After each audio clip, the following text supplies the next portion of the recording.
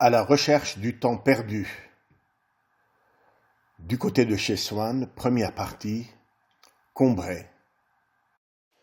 À Monsieur Gaston Calmette, comme un témoignage de profonde et affectueuse reconnaissance. Marcel Proust. Longtemps, je me suis couché de bonne heure.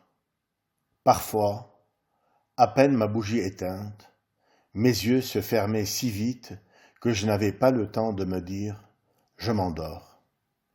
Et, une demi-heure après, la pensée qu'il était temps de chercher le sommeil m'éveillait. Je voulais poser le volume que je croyais avoir dans les mains et souffler ma lumière.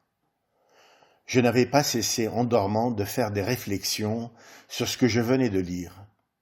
Mais ces réflexions avaient pris un tour un peu particulier. Il me semblait que j'étais moi-même ce dont parlait l'ouvrage. Une église, un quatuor, la rivalité de François Ier et de Charles Quint.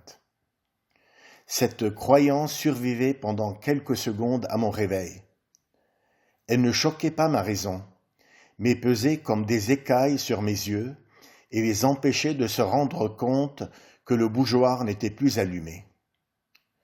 Puis elle commençait à me devenir inintelligible, comme après la métempsychose, les pensées d'une existence antérieure. Le sujet du livre se détachait de moi, j'étais libre de m'y appliquer ou non.